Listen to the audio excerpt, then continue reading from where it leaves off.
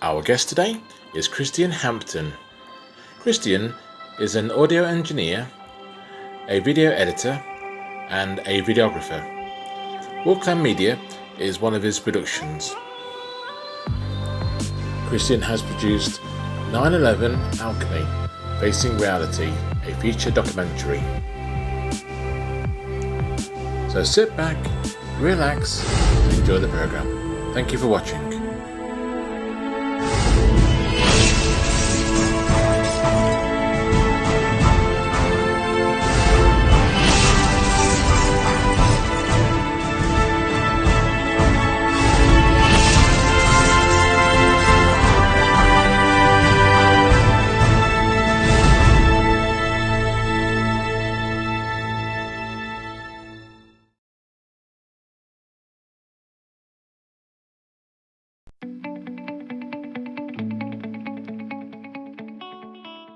Hello, welcome to Unite Planet. Today we've got a great guest with us, all the way over to the States. He's in Dallas at the moment, so that might give you a clue who it is. A lot of our followers also know this guy. It's Chris Hampton from Wolfclan Media. It's great to see you, Chris. Glad you could join us.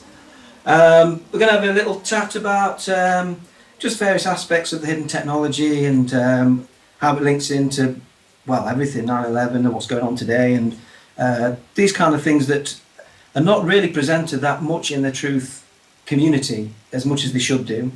That's what we kind of take on it, you know. So it's great to have someone like you on to talk about these things and to get some of that stuff out there. So where do we start with this?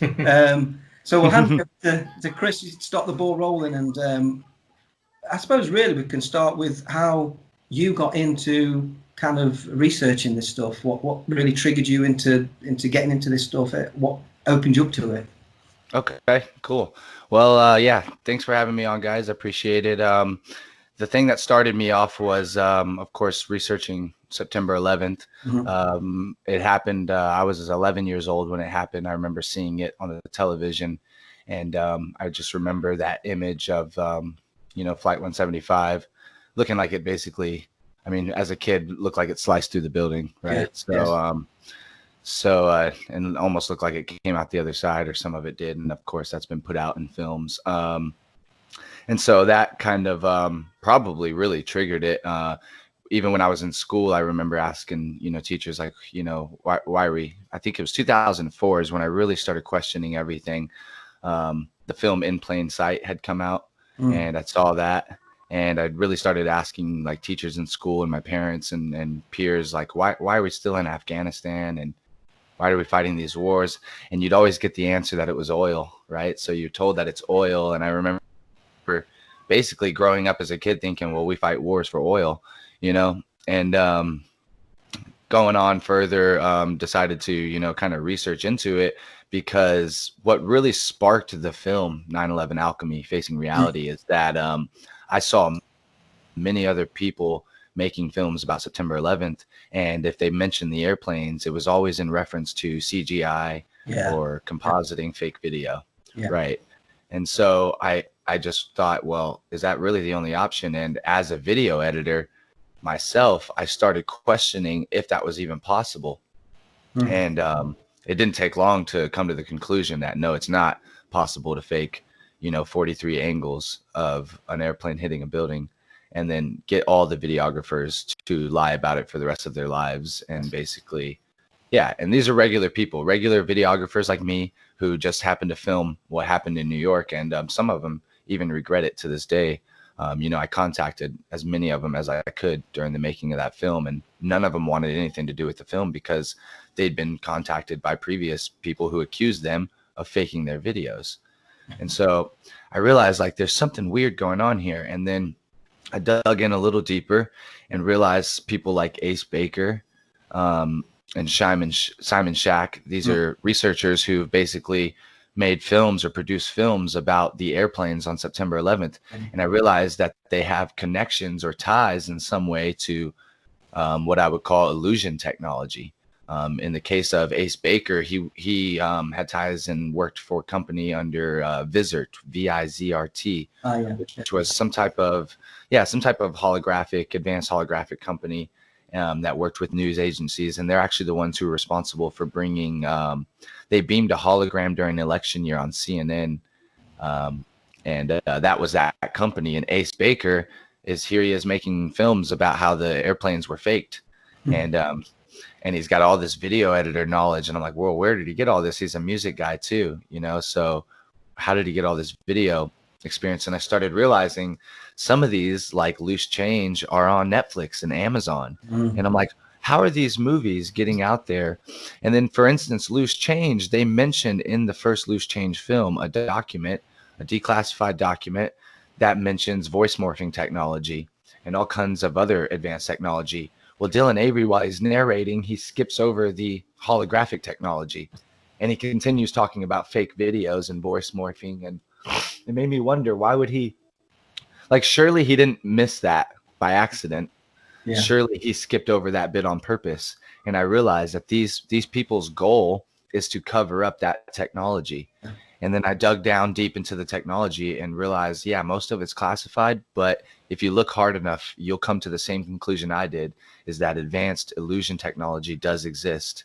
Yeah. And it's been kept secret for decades. And if you mention it, that's what gets deleted.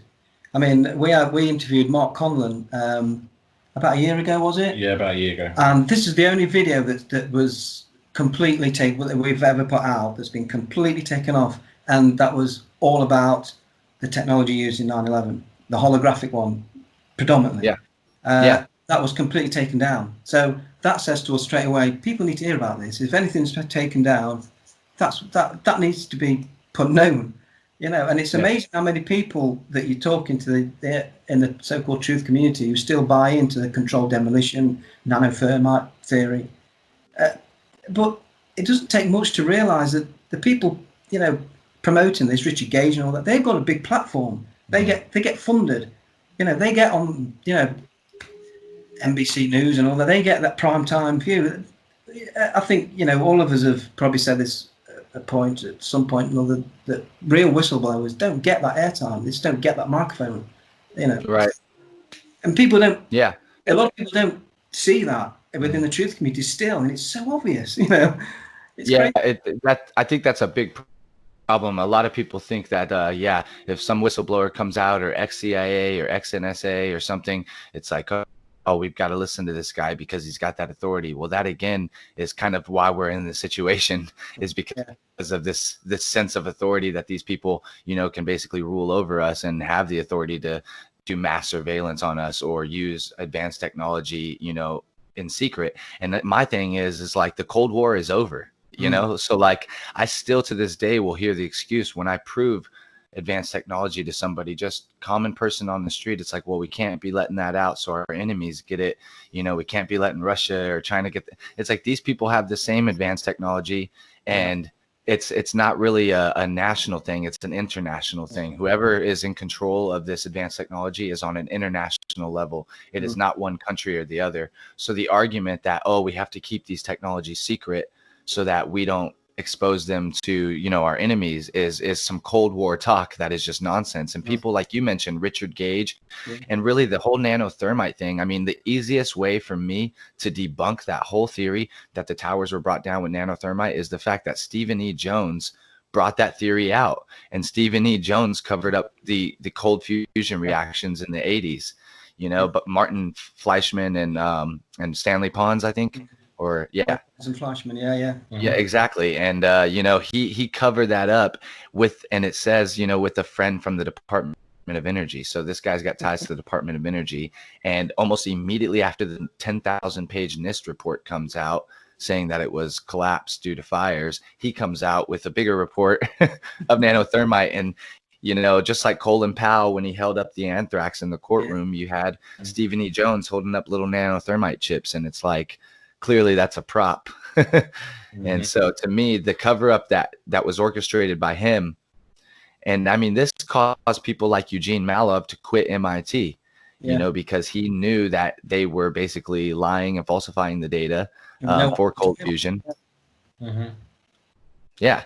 And I mean, even if you go deeper, like Michael Zabur, who was working with Dr. Judy Wood, he basically was trying to prove that aluminum can glow, not red hot, basically, that it can still, and it's crazy how you could think that a young man was actually killed Yeah, over something as simple as that.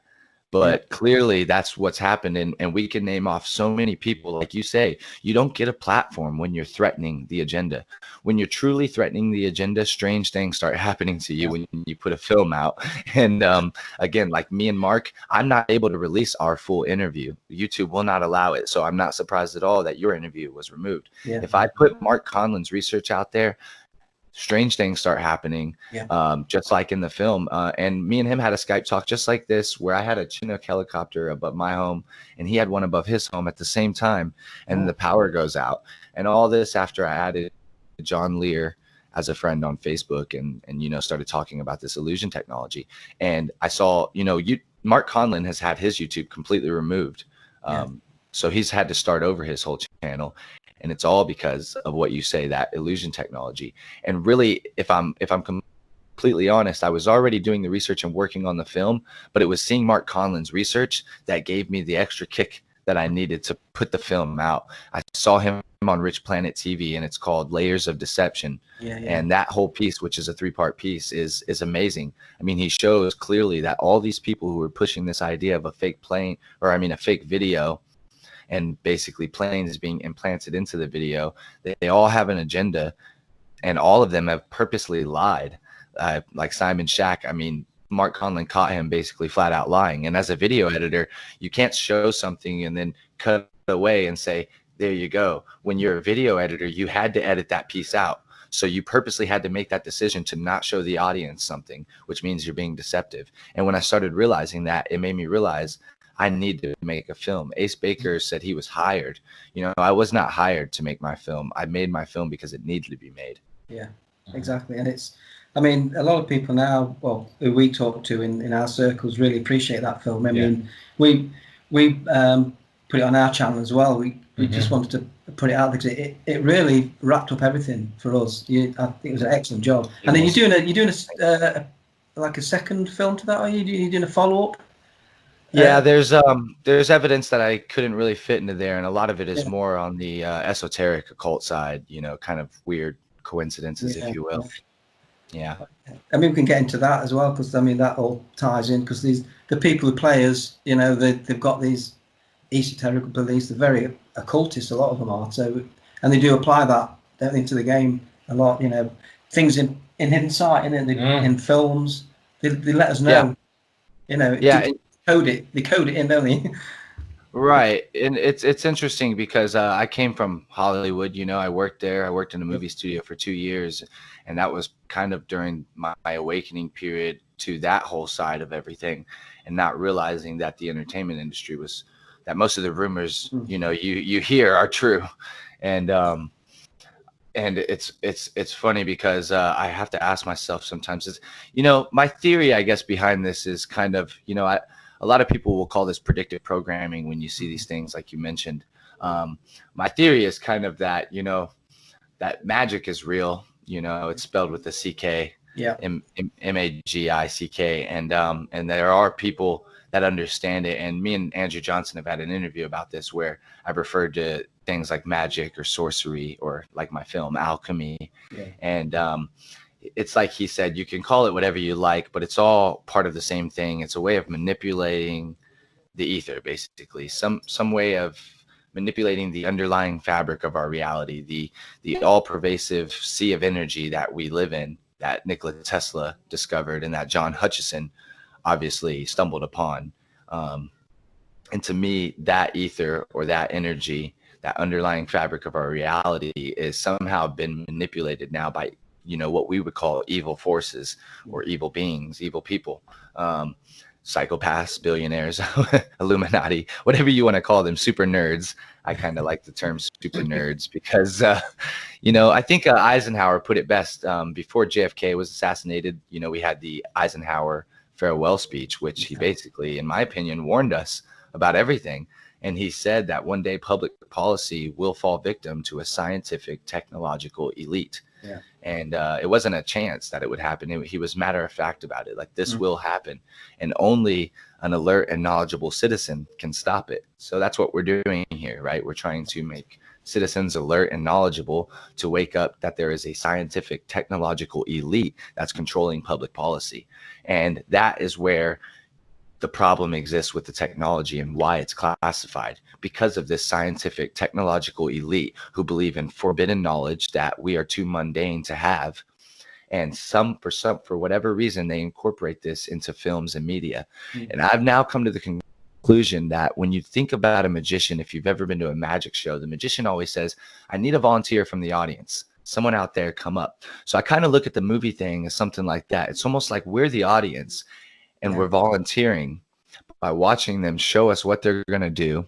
A magic show where we're participating. So when we watch these films, and we're supposed to, all believe that people like Arthur C. Clarke invented the satellite, so a science fiction writer was just, down on his luck one day and thought up, oh, how cool would it be if there was something called a satellite, and then he thought of it, wrote it in a book, and then scientists made it, and it's the same thing with, like, our own military claims that the reason we have directed energy weapons is because of the Star Trek series. And I just don't buy these things. I personally believe that there were probably people liaisoning with these classified, and a lot of times you can find evidence of this. For instance, 2001 A Space Odyssey, many liaison with NASA. Obviously people make the argument because they wanted it to look real. Well, we had the moon landing the next year, and it didn't look nearly as real as the 2001 Space Odyssey movie. So I think there's evidence you can find in credits of films. It's hard research, but if you dig deep, you can find that there are people who liaison with these classified programs. And I'm sure they're told, hey, if you're going to put any of this in your film, make sure it's in a fictional context, because this is classified. And my argument is why? Why do these things need to be classified? Why do we need to see them in sci-fi movies for 20 years before we ever actually get to see them? And we know they're developing these things in secret. We know DARPA's technology is 20 years, if not more advanced than anything we know in the public arena. And I mean, the internet was invented in the 60s and we got it in the 90s. I mean, they openly admit to that on the DARPA website. So it's like, and I think a great way for people that, because the constant argument I get is that, well, the technology doesn't exist, you can't prove it, don't talk about it, But it's funny, like you said, I'm always shut down. Even though I can't prove that it's there because it's classified, I'm still shut down on YouTube when I talk about it. It's always that subject that gets me shut down. Yeah. And why is it that subject that gets me shut down if it's classified? Because it needs to stay classified. And especially in regards to illusion technology, because a directed energy weapon can work regardless of if you know about it or if I know about it. It can still turn stuff into dust. We've seen it happen. Now you can find so much evidence of directed energy weapons online. It's all in the public arena. A lot of it isn't classified, and it's all there, and there's nothing we can do about it. That's basically the opinion that people feel. It's like, oh, well, it's there, so what? You get these videos that all the California wildfires or Australian wildfires are all directed energy weapons, and we're all just talking about it on YouTube, right? And so what are we doing about it? Well, when it comes to the illusion technology, just knowing that it exists no longer makes it a weapon. It is no longer capable of being used against us if you know that it's not what it is. So when it's some type of three-dimensional volumetric image or object floating in midair, it's going to be almost impossible to say that's fake, even if you know it's fake. So that's the key, I think, there is, if everybody knew that that technology was possible, then it wouldn't actually be able to be used as a weapon against us. And that's why it has to be covered up. And that's why it's continued to be covered up for decades. And it's the same with, I suppose, in a way, with directed energy weapon, because I mean, if people really knew about it and how it could change the world for the good benefit, then that's another side, isn't it? It's free energy. So while we don't know, that's been a big part of my motivation of why I keep speaking about this stuff. It can change the world for the better. Yeah. And but they don't want us to know that, so they can continue using it as a weapon. And this is why I think it's so important that we put the evidence out there of directed energy weapon at 9/11, because that's it. That's where it is. That's all the evidence is there, and this is why it gets disregarded by a lot of people, and it's almost like in the consciousness of a lot of people that it's, I don't know, it's not real, or it's that didn't happen 9/11. It's almost embedded in people's consciousness, but the evidence is there. It's there for you to find out about it, It's interesting the way you say that, because I've even had times, like, it's funny. One time when I was making the film, I had a dream. I was sleeping and I woke up from my dream, and my dream was basically that it's all fake. There is no free energy. There's no directed energy. John Hutchison is lying. None of that's real. It was all in my dream. And I woke up, and as I woke up, I thought, oh my God, I was tricked. I was fooled. And I'm still basically asleep, and I'm thinking, wait, no, I actually know that's true. And like questioning, and it's crazy because it's almost like you have a total shift, a total paradigm shift, and a change in reality when you discover that the things that John Hutchison did in his garage were real. The government came and looked at it, figured it out, and weaponized it, and it happened on 9/11, and they used it on 9/11, and 2 buildings full of 3,000 people turned into dust in 8 to 12 seconds each. And that happened. And yes, it's advanced. It's extremely advanced technology that could be used for good. And I always say to people that don't really, like you say, that don't want to accept it, that have trouble with it, it's like, look at the nuclear reactor and nuclear power plants. Did we have nuclear power plants first, or did we have Hiroshima first? I always put that to people. I mean, to say that there is no free energy, but yeah, there's probably directed energy weapons. It's like, okay, well, there was a nuclear bomb, and only later came nuclear power plants and nuclear energy. They had to weaponize it first. And that's the pattern. That's the problem. And that's what we're trying to stop here is, why is it that technology has to be weaponized? So it's like I tell people, when the iPhone 11 Pro comes out with 3 cameras, and it's got this fancy ultra wide, and it does 240 frames per second, and it can replace your professional camera, do you think they just thought this up real quick in a garage? It's like, no, everything goes through a trial. In my opinion, it's some type of weaponizing threshold. Basically, if it can't be weaponized, it makes it through the threshold and we give it to the public.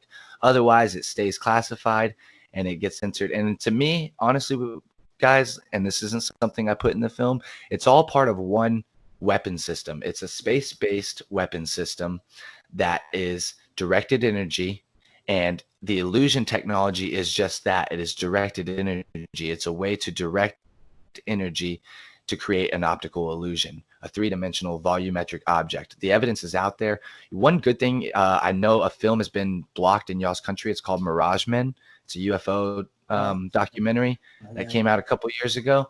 And one of the guys there worked at an audio-visual. He was security for the audio-visual department of one of the Air Force bases. And I can't think right now what Air Force base it is.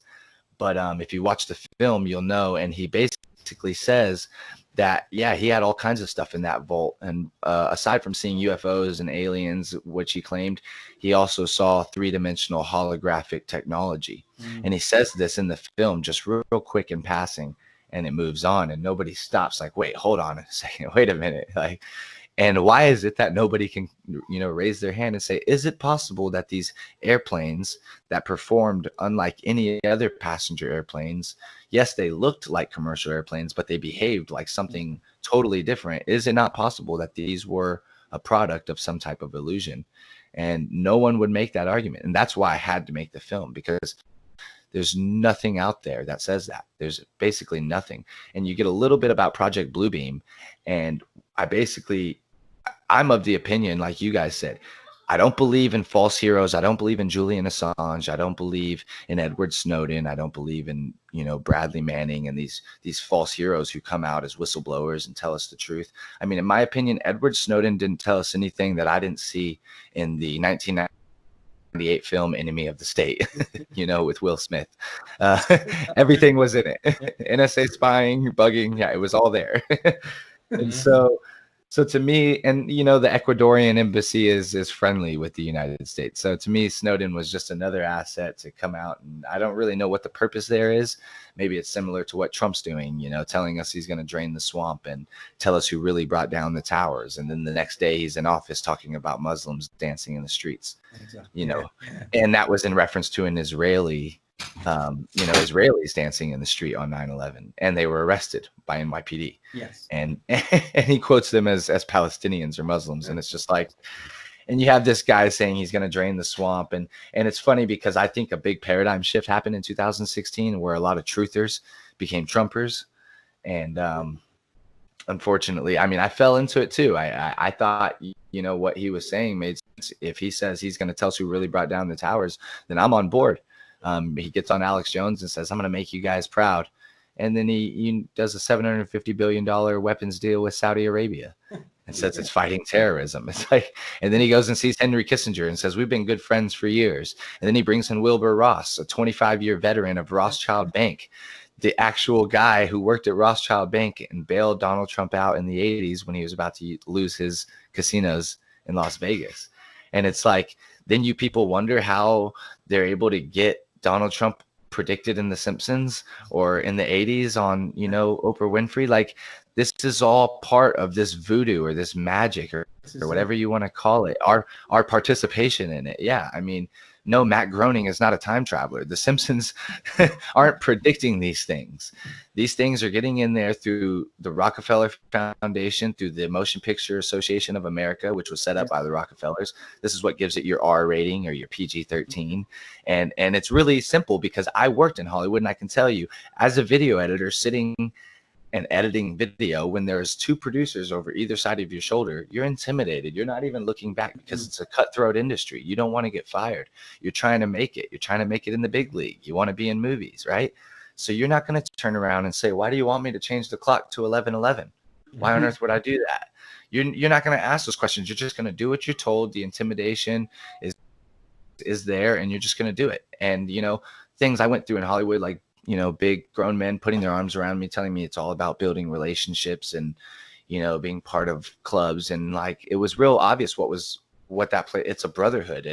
And that's almost to me separate than the whole technology issue, but somehow they're intertwined. And it's the same thing with everything going on in current events. A lot of people are arguing about details of 5G versus is the COVID fake, or is it real? Is it weaponized? Is it this? When really we should come to the agreement that once again, we've been lied to. We've clearly been lied to. The media has hyped stuff up and put out fear and tried to make us live in fear and taken away our freedoms and stripped our freedoms once again in the name of security. And same thing as 9/11.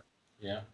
And that's what they do. They just divide us, isn't it? Because I mean, if we're divided, we can't get together. And this is what we need. We need to do the opposite. We need to get together. You know. Right. Unite planet. Exactly. That's exactly. I love it. That, you know, because that's what it's, you know. But this is what we see constantly, and especially in recent events, the divide is so obvious. You know, they've made it very obvious. And so, you know, this is what we try and, you know, right. You know, I'm right there with you, man. Unite planet. That's what it's all about. And you're right. The divide going on right now is so obvious. It's, you know, it's just again changing the consciousness shift that we've got to put in, because I think you spoke about when you had a discussion with Andrew Johnson about we need a shift, a paradigm shift, and I totally agree with that. That's what we need. You know, it's just to change this kind of fabric of reality, don't we? Really, you know, because it's as if everyone's under a spell. That's where the magic comes. Everyone's under a spell, and it's and we've got to break that spell. We've got to do it together. You know, and if they divide us, then it's less likely that we will break that spell. But I'm hopeful that we will. I've got a lot of faith that we can do this. You know. Yeah, you know, me too. I don't know what to think about this whole Chaz thing now. It's obviously politicized, but when I first saw it, it gave me a little bit of hope. Like, okay, people are rising up, and maybe Antifa's in there, Black Lives Matter, maybe it's orchestrated, maybe Soros funded, who knows? But there are people in there in that autonomous zone in Seattle, there are the couple here and there that are just that. They're just people that are thinking that they're part of something, you know, bigger and basically taking control and freedom. But stuff like that has to give you hope. And, you know, I kind of think like what you're saying, like I think people are waking up, especially during the current events. Yeah. But yeah, you can feel it. But I think it's unfortunate is even though people are waking up, they're being divided at the same time. Like you just said, it's like, yeah, you're waking up, but then they're leaning to a side. There's like a vision being created. And it's like, and that's the point, you know, that's the point of uniting in that. And what's going on here, because to me, what's going on here is a clear-cut case of Hegelian dialectic. You know, Israeli invented contact tracing way before COVID-19. This is something that's already been around, this technology, as well as everybody talking about 5G. You know, 5G means fifth generation of mobile wireless connectivity. It is not, and that's key. It's not just Wi-Fi. This is mobile data. So it's key that people understand 5G means fifth generation of mobile data. And if you're going to just talk about 5G, you're getting nowhere. You're teaching people nothing. Talk about millimeter waves, directed energy weapons. That's what these are. Talk about the fact that while all of our businesses are non-essential, while I pull my kid out of school and I can't let him play at the park, while all that is going on, Elon Musk gets to launch 10,000 satellites up into low orbit surrounding us, claiming that it's for 5G and for internet connectivity. These are directed energy weapons. There is no reason that that should be essential business when my home business is no longer essential business. There's no reason that my kids should come out of school when no kids are dying from coronavirus, yet every single year kids die from the flu virus. And we never shut down the school when kids die. I mean, the flu virus has actually been proven to be deadly to children, and we've never once closed schools in this country for the flu virus. And now we have this thing that they tell us is going around the world, killing people, and there's absolutely no evidence to support that. The numbers, there's fraudulent data being put out by the WHO and the CDC. And then you have factual data like the CDC comparing the total number of deaths this year overall compared to the last 3 years and showing that 2% less people have actually died this year. Well, then how on earth is there a new deadly virus killing people? Where's the evidence for that? And so to me, no. Yeah. And to me, it's Hegelian dialectic. The contact tracing, the surveillance, the control, the top-down authoritarian government control is the ultimate goal and solution. Now all you need is to create a problem and get the reaction to get to that solution. So the problem was COVID-19. The only thing I think is they didn't get the reaction they expected. If you read the Rockefeller Foundation document, Scenarios for the Future of Technology and International Development, page 18 is called Lockstep, and it outlines a pandemic simulation, and it basically, they expected growing citizen pushback. Same with Event 201 put on by the Johns Hopkins University, World Economic Forum, and the Bill and Melinda Gates Foundation. This simulation was also expected growing citizen pushback during their simulation. They wanted us to rise up, or they expected us to, at least. This is something they thought would happen. And I would argue that it didn't happen on the scale that was expected. And so once you have the problem and it doesn't create the reaction needed for the solution, you have to create a new problem, i.e. George Floyd. So nobody asked the question, why is it in 6 months I haven't seen any other police killings? When I know I can check the statistics that police have killed many innocent people in the year 2020 in this country, and not just black people, white people, Mexican people, every race and color you can possibly think of has been killed by police and has been innocent in this country in 2020. And we're talking many a day, and none of them have been reported by CNN or the mainstream media. And only until they report George Floyd. And it's only till now that I'm seeing evidence that even that seems to have been an orchestrated event, just like everyone prior to it, that causes a global, you know, some kind of type of global event, basically orchestrated again by the media. And then so we see this happen And what do? We wait for the media to tell us how to react to it. Just like when our businesses were shut down, we're sitting here watching our televisions, waiting for them to tell us, oh, can we go outside now? Can we go outside? Is it safe? We're waiting for news reporters who literally look like mindless drones up there reading off of a teleprompter. That's who we wait to tell us whether or not we can put our kids back in school. I mean, and so it's a clear-cut case of Hegelian dialectic: problem, reaction, solution. The goal and solution has been there since before the problem was created, and they just need the right reaction from us to bring it in. And when you see Israeli news, you guys, I'll send you some of the links and sources. You can look at some of this stuff from the Israeli news. I mean, just take a look at how back in March they were already doing contact tracing. And now we're only starting to report on contact tracing or hearing about what it even is in the United States in May and June.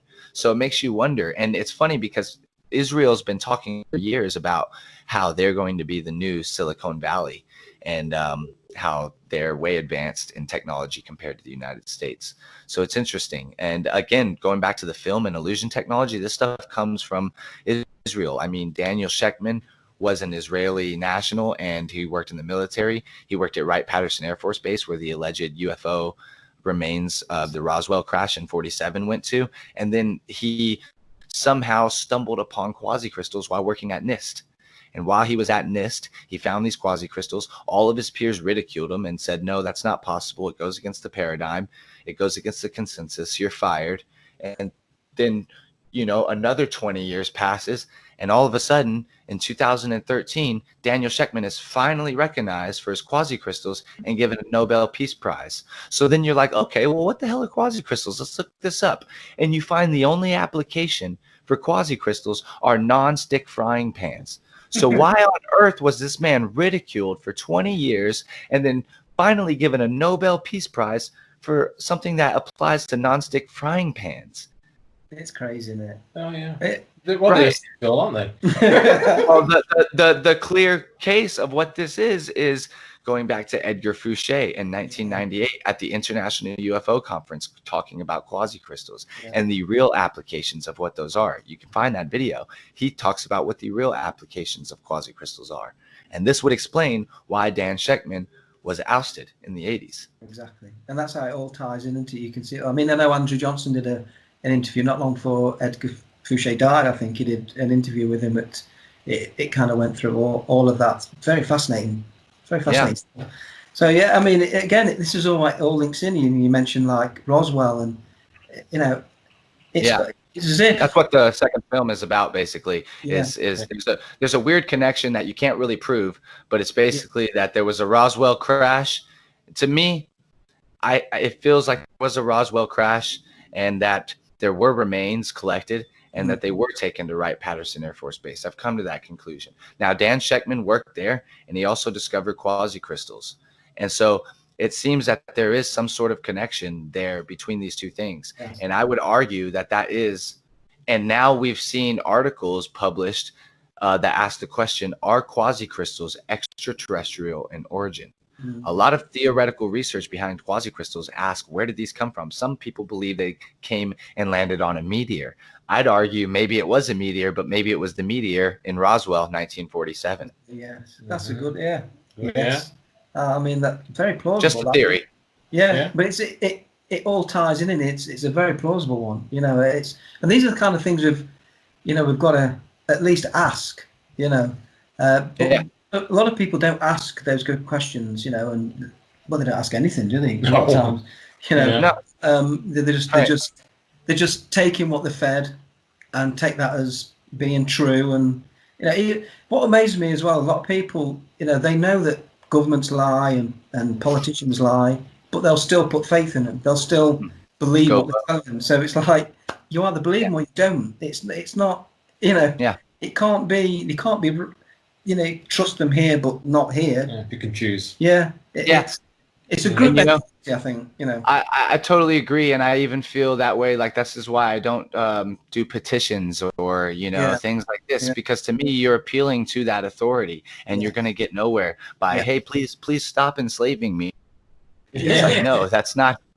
It's not going to get you anywhere. So I totally agree with that, and I think the whole point here is that these people are just that. They are the authority who feel like they have the ability and the power to, rule over us, and they do it with technology. So I'd ask the question, what do Bill Cooper, Rick Clay, and Serge Monist all have in common? Well, they all knew about this illusion technology I'm talking about, and they were all convinced that one day it was going to be used against us in something called Project Bluebeam, a false flag, basically, interdimensional or alien attack, some type of extraterrestrial attack in the form of a false flag using advanced directed energy weapons and as well as psychological technology like the voice to skull technology, V2K weaponry. So to me, all of what is going on is part of getting to that ultimate false flag, which I believe those men all died because they found out the truth of that. Yeah. I agree with that. Mhm. Yeah. Yeah. No, I mean, Yeah. it's so this is the thing with going back to 9/11, is what do we go? Where do we go from here? Because I mean, it's been how many years since 9/11, and where are we in getting that truth out? For me, there's got to be maybe another way of putting this out there, another kind of strategy, even. Because about how to. I don't know. It's a very difficult one to to think of because what do we do? How can we bring it to the table more? Because we've got so much resistance really from it. Psychological resistance, much of it. It's getting past that barrier for a lot of people.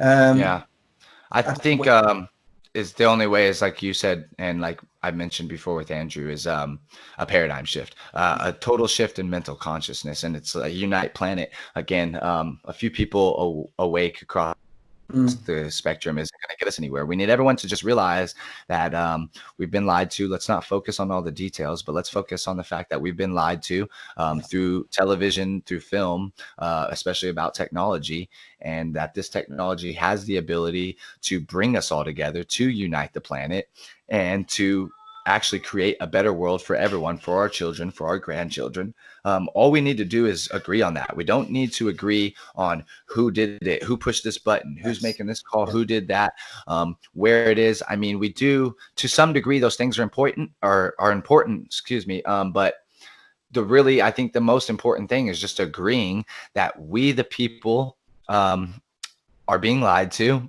We're being manipulated and controlled. And the only way to stop it is if we come together. But again, that paradigm shift is important because you cannot, you cannot tell someone that free energy exists who lives in a society that nothing is free. I mean, people do not understand that actual concept of free energy. Yeah. And so, I even to wake people up will say really cheap, clean energy, like really, really cheap, really cheap. But that's the point is like, we're in a idea of like these pieces of paper given to us by the Federal Reserve. They're just tools of control through the energy. I mean, we use these pieces of paper to pay for the energy to the same people that control every time you put oil in your gas, every time you pump your gas, I feel like I'm paying for another war in Iraq, you know? Yeah. So like people just need to wake up to that. Is like the oil and the financial system are two pieces that completely control us, and it's all done through media.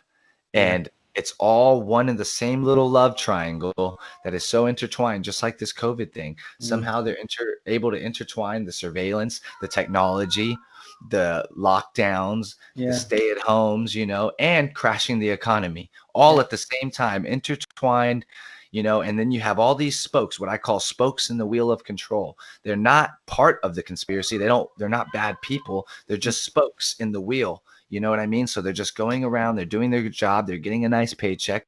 So they're keeping it going. They're propping it up. And it's like when you have a pyramid, a human pyramid, what happens when the people at the bottom move out the way? The top comes crumbling down. And that's what we need. All of us to stop propping the top of them up and move out the way so it can come crumbling down.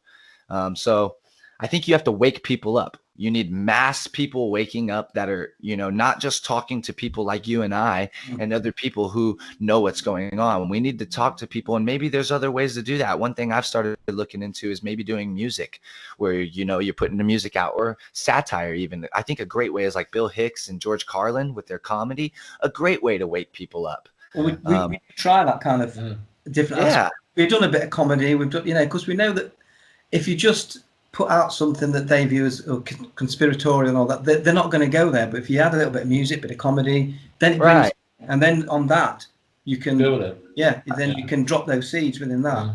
So I totally agree. Yeah, me too. Yeah, we've got to get into their kind of space, haven't you? Really, that's what we've got to do. And that's exactly, and that's why I always say that media is the ultimate tool for preserving our history. Yes, it really is. It's important that we keep making these videos and that, because and we've always got that then. So if they just crash everything, we've got this media, we've got it, and we can put it out there. We've got and our kids might need it. So.